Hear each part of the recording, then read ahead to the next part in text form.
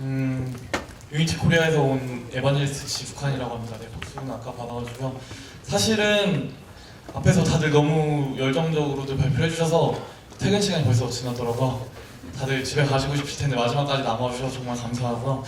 저는 앞에서 하신 얘기들이 너무 많아가지고 스킵하는 게 굉장히 많은 것 같습니다. 그러니까 그 부분에 있어서는 안심하시고 들으셔도 될 것 같아요. 네. 그래서 다음 페이지로 넘어가지 않는 것 같은데.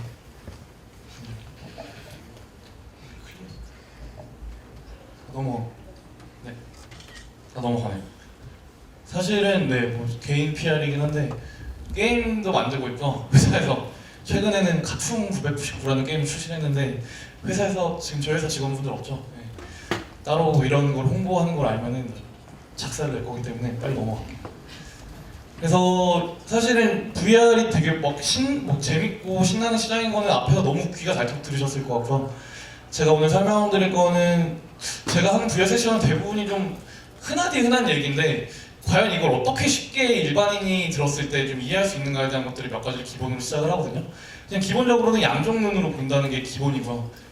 다들 넘어가요. 그냥 양쪽 눈으로 이렇게 두 개의 스크린을 그리는 것 자체가 VR 콘텐츠를 만드는 가장 기본적인 방식입니다.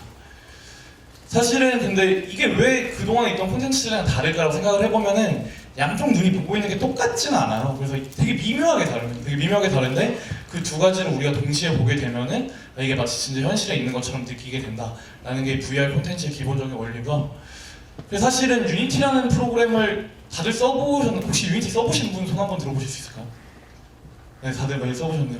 그럼 사실은 VR 만들려면 그냥 유니티에서 카메라 두 대로 찍으면 그거 두 개로 보내면 끝 아닌가요? 라고 단순한 생각들을 많이 해주셨어요. 그래서 그런 분들이 또 계셨습니다. 그래서 카메라 두 대로 하고 그냥 골판지를 길게 이렇게 해서 화면 두 개로 해서 저기다 눈을 대고 맨 처음에 보신 분들이 계세요. 그래서 VR 기기가 개발되기 전에 이런 식으로 VR 콘텐츠, VR 디바이스가 나오기 전에 이런 걸로 만들 수 있겠구나라는 생각을 하신 분들이 계신데 이게 문제가 사실은 이렇게 보게 되면 눈이 보고 있는 영역이 되게 스크린이 작잖아요. 그렇기 때문에 지금 저희가 생각하는 그런 주변이 가상현실로 가득 차 있는 그런 현상을 느낄 수가 없게 됩니다. 그렇기 때문에 그러려면은 어떻게 해야 되냐면은 그냥 눈 바로 앞으로 스크린을 붙여버리면 돼요. 그러면은 눈이 볼 수 있는 영역 전체가 스크린이 돼버리니까 진짜로 내 눈앞에 다른 세계가 가득 차 있구나라는 느낌을 받게 되는데 이렇게 되면 문제는 눈이 너무 가까운 경우에는 아시겠지만 손가락을 여기 바로 앞에서 초점을 절대 맞출 수가 없잖아요.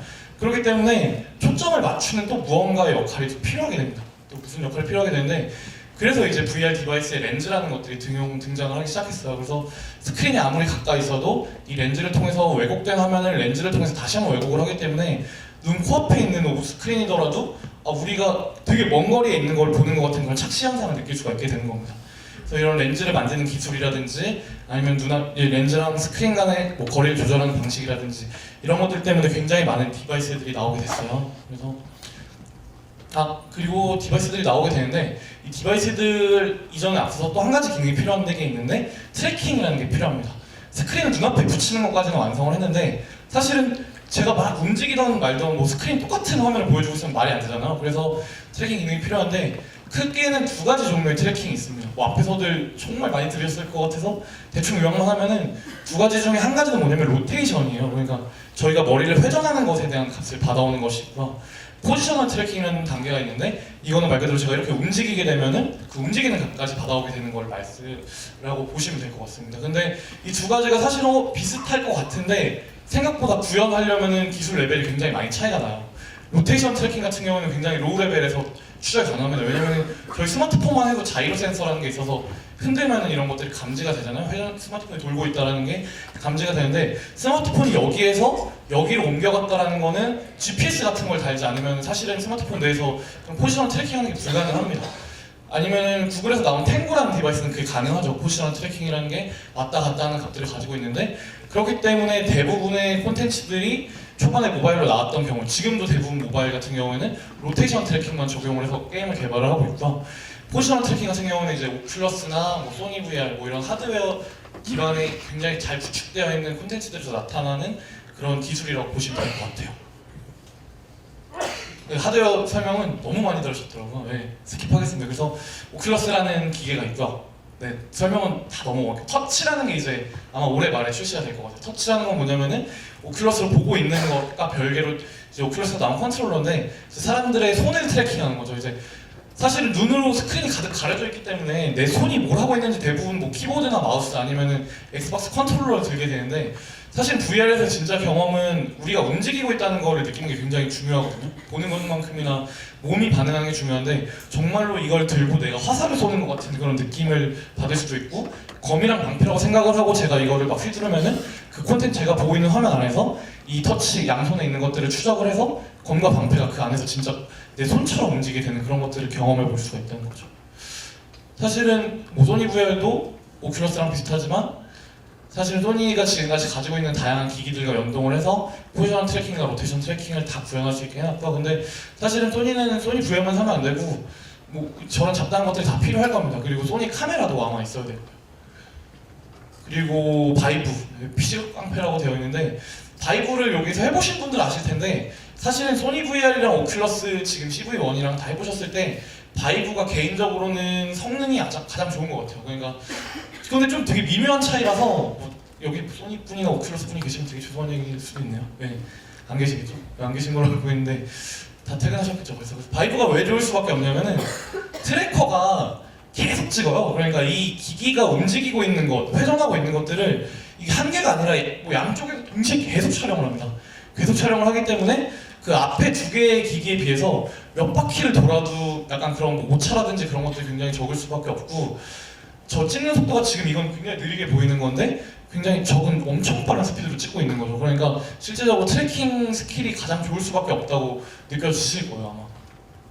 물론 바이브의 문제는 룸 스케일이기 때문에 굉장히 넓은 공간을 좀 제대로 느끼시고 싶으시면 넓은 공간을 필요로 한다는 것들이 있는데 뭐 한국에서도 뭐 부유층들은 방이 넓겠죠? 네, 저는 아니지만 그래서 사실은 뭐 이런 3대장, 일명 VR에서 3대장이라고 부르는데 3대장도 되게 뭐 인디 쪽에 쓰이는 언어라 가지고 메이저에서는 안 쓸 것 같은데 그런 것들 때문에 또 나온 게 MS가 좀 그런 것들도 예전에 방금 뭐 황태자라고 소개를 해주셨는데 잘 나갔으니까 좀 VR이랑은 좀 관련이 없는데 빼먹으면 좀 아쉬워하더라고요. 매번 설명을 할 때 빼먹으면 굉장히 아쉬웠는데 홀로렌즈 같은 경우에는 앞에서 설명을 들으셨겠지만 그 가상현실을 눈앞에 가득 채우는 게 아니라 렌더링을 하고 실제 현실이랑 매칭을 시켜주는 콘텐츠거든요. 그래서 약간은 다르지만 그래도 뭐 설명에는 좀 껴 넣어야 될 것 같아서 네, 넣었습니다.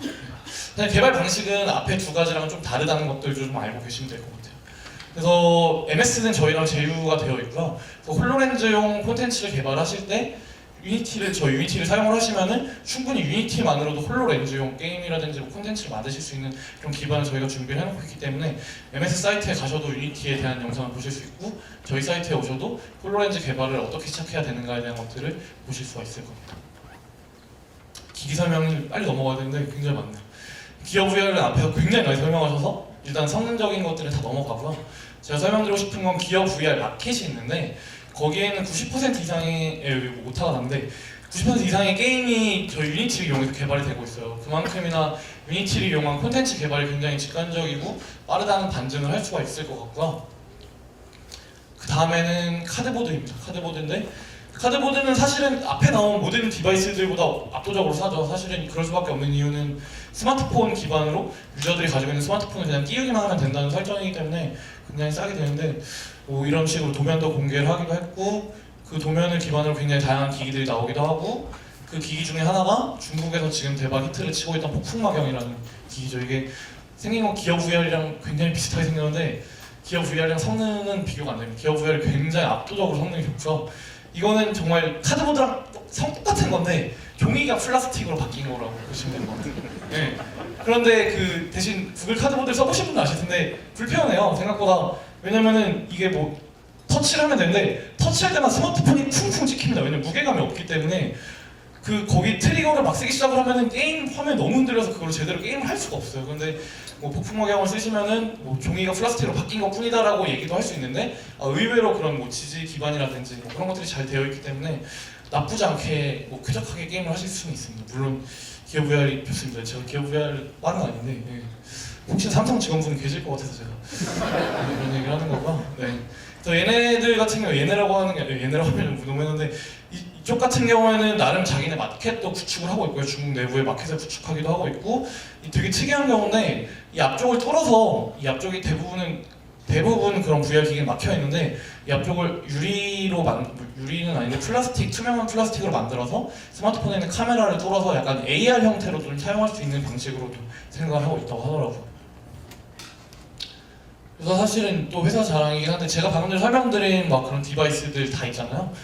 모든 디바이스들이 있는데 사실 저희 유니티랑 대부분 디바이스들, VR 관련된 디바이스 업체들은 제휴가 되어 있습니다. 그래서 사실은 유니티를 이용해서 VR 콘텐츠를 개발하시면은 진짜 작은 포팅 작업만으로 이 대부분의 사실 오큘러스 대상으로 게임을 만들었다고 하더라도 금방 소니 VR로 전환을 하실 수가 있고 HTC 바이브로 전환하실 수가 있고 똑같은 콘텐츠인데 최적화 작업을 좀만 거치면은 기어 VR이나 카드보드 그리고 카드보드랑 똑같은 그런 플랫폼인 폭풍막연이라든지 다양한 플랫폼으로 전환을 하실 수가 있어요.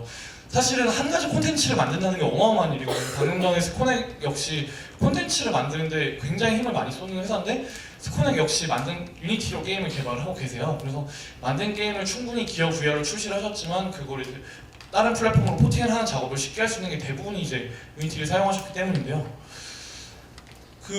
계속 회사 자랑이에요. 네. 사실은 이런 VR 플랫폼뿐만 아니라 원래는 저희가 집중하고 있는 플랫폼이 굉장히 많습니다. 저희가 성장하게 된 기반 배경은 iOS랑 안드로이드를 동시에 지원하는 몇 안 되는 엔진이었기 때문에 저희가 이렇게 성장을 하게 되었고요. 사실은 이제 아이폰이나 안드로이드로 게임을 만드시는 분들이 VR로 게임을 만드신다고 하시면은 그동안에 유니티로 진행하셨던 프로젝트들을 가지고 금방 뭐 최적화 작업이라든지 인터랙션이라든지 UI를 조금만 개선을 하시면은 충분히 기존 프로젝트를 다른 VR 콘텐츠로 전환을 하실 수가 있습니다. 어떤 개념이냐면은 저희가 기본적으로 제공하는 VR 샘플이에요. 유니티를 켜시면 이런 화면을 보실 수가 있는데 이 화면에서 사실 개요는 되게 간단합니다. 저희가 빌드라고 하거든요. 유니티를 이용해서 최종적으로 게임 실행 파일을 만드는 걸 빌드 과정이라고 하는데 이 빌드 과정에 저희가 버추얼 리얼리티 서포트라는 체크박스를 그냥 하나 넣어놨어요. 사실 그냥 PC 게임이라고 다 만들어놨는데 이걸 오큘러스로 어떻게 변환을 할까라고 고민을 하시는 분들은 그냥 정말 1차원적으로 아무것도 안 하시고 이것만 체크를 하셔도 이걸 체크하시고 빌드를 하시면 바로 양안형 프로젝트로 전환이 됩니다.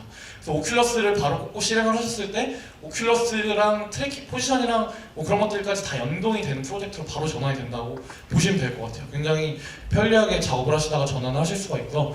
물론 기존 콘텐츠를 바로 바꾸시는 것보다는 UI라든지 뭐 그런 인터랙션이라든지 그런 과정을 모두 고치신 다음에 해야지 제대로 된 VR 콘텐츠라고 할 수 있는 거는 사실이고요. 그래서 이거는 뭐 사실은 좀 생뚱맞은 얘기인데 회사 자랑만 하다 저희 회사에서 작년에 그래서 과연 어떤 식의 플랫폼이 2016년에 가장 많을까 유저들이 가장 많을까에 대한 조사를 저희가 했어요. 그래서 발표를 했었는데 사실은 2016년 저희가 뭐 데이터 설문 그 조사를 본사에서 진행을 했던 건데 실제로는 아직까지는 그래도 라이트 모바일이 가장 큰 시장이 아닐까라는 측정을 냈습니다. 통계를 냈는데 그래도 이거는 한 명이라도 VR 콘텐츠를 그 기기에 설치하고 해볼 수 있는 유저 측정 예상 수인데 생각보다 라이트 모바일 유저가 굉장히 많고요. 프리미엄 모바일 기어 VR이죠. 기어 VR 역시 250만 대로 적은 숫자는 전혀 아닙니다. 적은 숫자는 전혀 아닌데 프리미엄 모바일 같은 경우는 기어 VR이 독식을 하기 때문에 굉장히 혼자서 많은 지분을 차지할 수 있을 것 같다고 할 수 있을 것 같고 그리고 PC 기반 VR은 오큘러스랑 바이브가 아마 PC 기반 VR이 될 것 같아요. 그래서 PC 기반도 적지 않아요. 왜냐면 스팀이라는 어마어마한 플랫폼이 있고 오큘러스 마켓 역시 지금 벌써 오픈이 됐고 유저들이 굉장히 몰리고 있는 상황이기 때문에 PC 기반 VR 역시 준비를 굉장히 많이 해주시면 좋을 것 같고요. 콘솔 기반은 이제 소니죠. 소니 VR일 것 같은데 여기도 사실은 전체 숫자를 보시면 퍼센티지로 보면 낮은데 190만 대고 사실은 이 중에서 가장 비싸게 콘텐츠를 팔 수 있는 시장은 소니 VR이 맞을 겁니다. 아마 왜냐면은 똑같은 VR 게임이더라도 모바일에서 VR 게임을 돈 내고 사는 유저들의 마인드랑 콘솔에서 돈 내고 사는 유저들의 마인드랑 PC에서 돈을 내고 사는 마인드는 굉장히 다를 것 같아요. 그렇기 때문에 이 모든 시장에다가 대응을 하시려면은 저희 유니티로 개발을 하시면은 좋을 것 같다라는 게 제 발표 대부분의 내용일 겁니다. 네. 너무 회사 자랑만 계속 할 수는 없을 것 같아서 VR 게임을 만들면서 좀 유의하셔야 될 것들 몇 가지를 좀 얘기를 해드리려고 해요. 그래서 VR 게임을 만드실 때 첫 번째로 고려하셔야 될 점 중에 하나가 크로스웨어라는 게 있습니다. 이게 사실 제가 앞단 발표를 좀 제가 2시 이후로 와서 잘 못 들었는데 얘기를 했을지 잘 모르겠는데 크로스웨어라는 건 뭐냐면은 VR 플랫폼 특성상 마우스 커서라는 게 없어요. 저희 컴퓨터에는 마우스 커서를 기반으로 이제 뭐 클릭을 한다든지 할 수 있고, 스마트폰 같은 경우에는 이제 손가락으로 터치를 하는 그 영역이라는 게 있잖아요. 그래서 유저들이 여기를 지금 선택했구나, 여기를 지금 마우스 커서가 가면 지금 이 사람이 여기를 클릭하려고 하는구나라는 것들을 인지를 할 수가 있는데, VR에서는 그런 게 없습니다. 사실 화면을 가리는데 저희 여기 손가락을 넣어서 막 이렇게 하면 이상하잖아요. 그래서 이제 크로스웨어 하는 건 뭐냐면은 유저가 보고 있는 화면의 한 중심에 십자가라든지 뭔가 표시를 만들어주는 거예요. 뭔가 이 표시를 만들어주게 되면은 제가 어느 화면을 보던 간에 내가 지금 보고 있는 건 여기 있고, 그리고 그런 소프트웨어 역시 유저가 지금 여기를 선택하고 싶어 하는구나라는 그런 마우스 커서 같은 기본이 되는 요소라고 할 수가 있을 것 같습니다. 그런데 이 크로스웨어를 보통은 어떤 식으로 붙이냐면은 크로스웨어의 문제는 뭐냐면은 여기 카메라가 있으면은, 예를 들어서 유저들의 눈이 있으면은 여기에 십자가를 이렇게 붙이세요. 그래서 유저가 어디를 보면은 막 이렇게 십자가가 따라다니는 거죠. 십자가가 따라다니는 건데, 이 방식의 문제는 뭐냐면은 그냥 단순하게 유저의 눈 앞에다가 십자가를 붙여놨을 때 먼 거를 볼 때는, 제가 먼 거를 볼 때는 이 십자가에 초점이 흐려져요. 이 십자가에 초점이 흐려지고, 제가 그렇다고 이 십자가에 초점을 맞추면은 사실은 저 비상구를 보고 싶은데 이 십자가에 초점을 맞춰주면 비상구 초점이 흐려지게 됩니다. 이런 기본적인 약간, 사실은 흐려져도 뭐 상관은 없긴 한데 사실 유저들 입장에서 보고 있던 십자가랑 자기가 보고 있는 데랑 딱 매칭이 되면 좋을 것 같거든요. 그래서 그런 것들을 해결하기 위해서 어떤 솔루션이 있냐면은 카메라에서 레이캐스트라는 거를 계속 발생을 시켜가지고 유저들이 보고 있는 딱 보고 있는 그 가장 가까운 오브젝트 있잖아요. 그 오브젝트에서 조금 띄어트려서 이제 크로스헤어를 그쪽에다 만들어줍니다.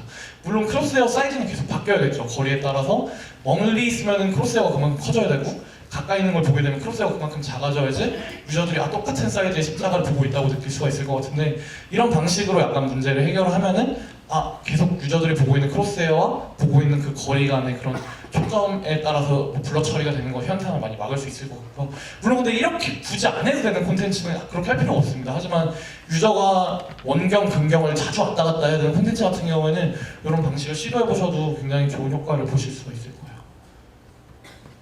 그래서 또 뭐 UI 같은 경우도 크로스헤어를 이용한 UI가 있고 다른 방식의 UI가 있을 것 같은데, VR에서는 크로스헤어는 말 그대로 이 십자가에 따라서 UI가 셀렉팅이 되는 거죠. 버튼이 쭈르륵 떠버리면은 내가 십자가를 초점을 맞춰가지고 이걸 누르면 뭐 클릭 버튼을 밖에서 눌렀을 때 UI가 실행이 된다는 하는 방식이 있는데, 어떤 게임 같은 경우에는 크로스헤어를 이용해서 UI를 만들기 힘든 경우가 있습니다. 왜냐면은 이 화면을 지금 집중해서 딱 봐야 되는데 유저가 UI에 초점을 맞추려고 이렇게 왔다 갔다 하게 돼버리면은 화면이랑 UI가 매칭이 안 되는 경우가 있을 수가 있거든요. 그런 경우에는 크로스헤어 말고 포인터라는 개념을 이제 콘솔 게임에서 많이 사용하는 개념인데, 계속 한 가지 버튼이 반짝반짝거리든지 아니면 커졌다 작아졌다 하면서 지금 유저가 셀렉팅한 버튼이 이 버튼이라고 유저한테 인식을 시켜주는 거죠. 그래서 가지고 있는 컨트롤러라든지 그런 걸 이용해서 이렇게 위아래 버튼을 누르면은 그 포커싱이 바뀌면서 포커싱이 맞춰져 있는 부분이 계속 커졌다 작아졌다라든지 반짝거리다든지 하는 효과로 유저들이 아무리 머리를 움직여도 UI가 그 자리에서 안정적으로 돌아가게 될 수가 있는데, 이 두 가지 방식 중 본인의 콘텐츠에 맞는 UI는 어떤 건지 잘 생각을 하셔서 처음에 기획을 하시면은 개발하실 때 많이 편리하실 것 같습니다. 그리고 두 번째 팁까지는 아닌데요. 이거 같은 경우는 이제 VR 콘텐츠는 국내에서도 많이 만들고 있긴 한데 외국에서 진짜 굉장히 많은 게임들이 만들어지고 있어요. 그래서 거기서 나오는 공간감에 대한 차이가 약간 있다고 하더라고요. 그래서 이거는 지금 논문으로도 많이 연구가 되고 있기도 한데, 여기서 제가 질문을 한 가지 드리면은 초속 1m로 10m를 걸어간다고 쳤을 때 현실에서는 10초가 걸리잖아요, 걸어가게 되면. 근데 가상현실에서도 10초가 걸릴까요? 그렇게 생각하시는 분은 손 한번 들어보실 수 있을까요? 네. 가상현실에서도 10초가 걸리겠죠? 네. 다 손을 안 드셔가지고. 네.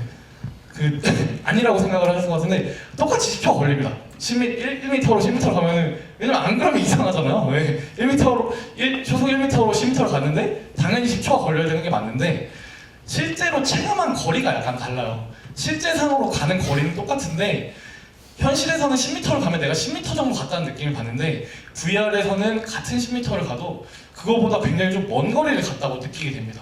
이 말은 뭐냐면은, 반대로 생각을 해보면은 조금 갔지만 되게 멀리 간 것처럼 느껴지는데, 그만큼 VR에서는 거리감이 현실이랑 약간의 갭이 있어요. 약간의 갭이 있는데 VR에서 한 걸음을 걸어도 현실에서 한 걸음 걸은 것만큼의 이펙트가 나지가 않습니다. 왜냐면은 사실은 뭐 그런 이유들이 많이 뭐 연구가 되고 있는데, 가장 많이 나오는 얘기는 현실이랑 밀도 차이가 되게 심해요. 왜냐면은 VR에서 보고 있는 해상도랑 저희가 실제로 현실을 보고 있는 해상도가 굉장히 다르잖아요. 현실에서는 조금만 가도 눈이 이만큼의 화면이 움직였구나라는 게 느껴지는데 밀도가 낮고 거기에 있는 오브젝트들이 현실보다 조금 더 둔탁하기 때문에 그만큼 같다는 경험치가 약간 떨어지는 거예요. 그래서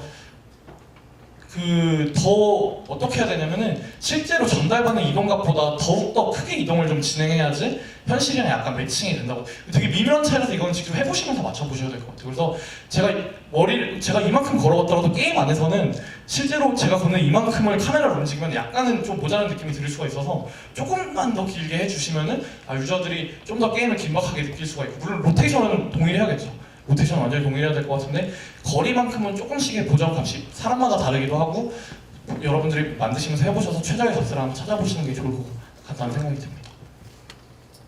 그리고 다음으로는 방금 전에 말씀해 주셨던 멀미를 예방하기 위해서 프레임이 굉장히 중요해요. 60프레임이라는 단어가 왜 중요하냐면은 오큘러스나 기어 VR 마켓에서 등록할 수 있는 최저 프레임이 60프레임입니다. 그래서 콘텐츠를 돌려봐서 60프레임이 안 되면은 승인을 안 해줘요. 그냥 그러니까 퀄리티가 낮습니다. 뭐 이렇게 그 정도가 아니라 그냥 아예 승인을 받으려면은 60프레임 이상의 콘텐츠를 만드셔야 됩니다.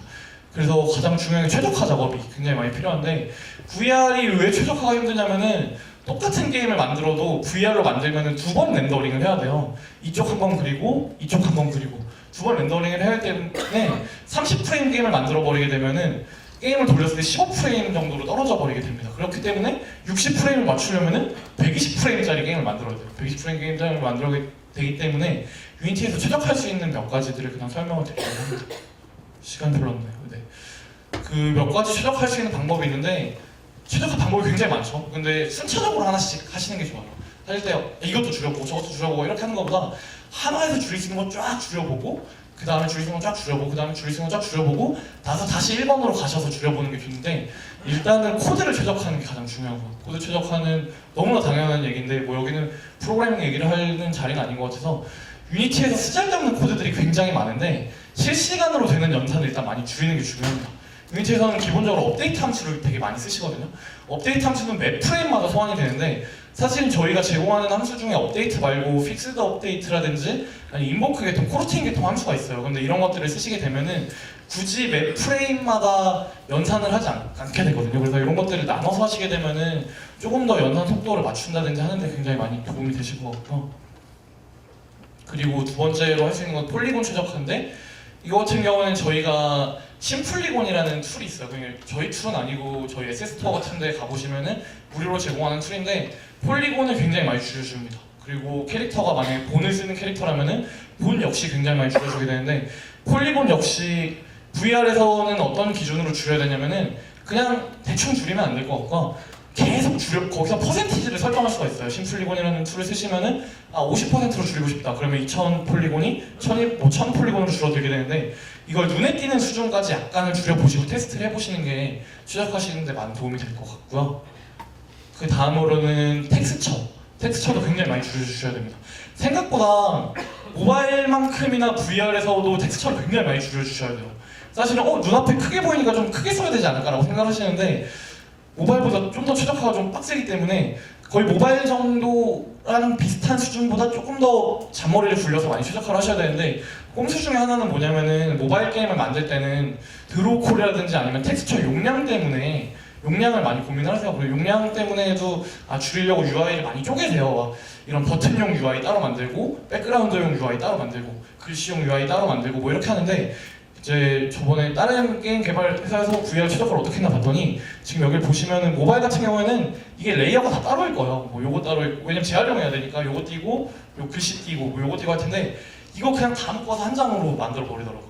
왜냐면은 그렇게 되면은 그만 렌더링 속도가 물론 텍스처 용량 커져가지고 맨 처음에 읽어드리는 속도는 좀 걸리게 되는데 실제로 VR에서 중요한 건 돌아가고 있을 때가 더 중요하거든요. 로딩은 유저들이 기다려줄 수가 있는데 플레이 중에 이게 버벅거리는 거는 굉장히 참을 수 없는 문제이기 때문에 이런 경우는 아예 그냥 통으로 한 장의 맵으로 만들어서 그때그때 쓰는 게 오히려 더 최적화에 많은 도움이 됐다고 합니다. 그 다음으로는 라이팅이죠. 라이팅 같은 경우에는 저희가 제공하는 유니티에서 쓸 수 있는 최적화 방법이 두 가지 종류가 있습니다. 라이트 맵이라는 게 있고 라이트 프로브라는 게 있죠. 물론 가장 좋은 건 실시간으로 라이팅 계산을 하는 거죠. 실시간 라이팅을 때리면은 그냥 뭐 캐릭터가 돌아다니면 캐릭터가 그림자도 생기고 빛도 받고 하는데 그만큼 연산이 굉장히 많이 되게 됩니다. 프레임마다 연산이 돼서 라이트 맵이라는 건 뭐냐면은 라이트를 미리 구워요. 그러니까 라이트를 켜놓고 이 상태로 사진을 찍습니다. 사진을 예를 들면 사진을 다 찍어서 그 다음에 라이트를 껐을 때도 그 사진에 있던 그림자를 그대로 그려주는 거예요. 그림자랑 그 빛을 다 조정해 놓다가 해는 건데 문제는 뭐냐면은 움직이는 캐릭터들 같은 경우는 굉장히 괴이하게 된다는 거죠. 그러니까 사실은 제가 여기 있을 때 빛이 여기서 오면은 그림자가 여기에 생기는데 제가 이렇게 돌아다니면은 그림자가 저를 따라서 막 돌게 되는 거예요. 굉장히 이상하게 느껴질 수밖에 없잖아요. 그렇기 때문에 움직이는 캐릭터들을 위해서는 라이트 프로브라는 개념을 저희가 제공을 하고 있습니다. 라이트 프로브라는 건 뭐냐면은 그 빛이 이렇게 떨어지면은 사실은 이제 요 되게 작은 공간들 하나하나가 빛이 다 다르잖아요. 저기는 되게 밝고 여기는 되게 가볍고 이런데 라이트 프로브는 뭐냐면은 그 값들을 되게 크게 썰어내는 겁니다. 크게 썰어내서 이쪽이랑 여기 정도의 값만 저장을 해놓고 유저가 여기 안에 있을 때는 그 두 가지의 평균값만 계산해서 라이팅을 받는 거예요. 여기 있을 때는 여기랑 여기 포인트만큼의 라이트의 평균값을 적용을 받는 거고 이런 방식으로 몇 가지 포인트를 설정을 해서 라이트 값을 굉장히 최소화하는 겁니다. 씬에 있는 라이트 값을 굉장히 최소화하는 거라고 보시면 될 것 같아요. 그래서 이 두 가지를 적절히 쓰시면은 실시간 라이트 같은 효과를 내지만 게임 안에서 실제로 지금 라이팅 연산은 거의 이루어지지 않고 있는 굉장히 퍼포먼스 좋은 VR 콘텐츠를 만드실 수가 있을 것 같고요. 실제로 그냥 간단한 예시인데 이거는 라이트도 없고 라이트 맵도 없는 상태입니다. 사실 이거보다 더 어두워요.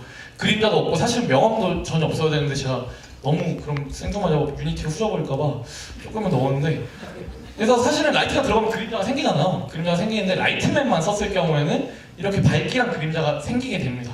그래서 사실은 이 캐릭터는 이거 지금 그림자가 라이트가 들어가 있죠. 이게 라이트가 들어간 상태인데 그 캐릭터 그림자도 있고 다 모든 것들이 이게 실제로 라이트가 다 적용됐을 때고 라이트 맵을 썼을 때도 거의 변화가 없습니다. 실제로 이건 라이트를 끈 상태거든요.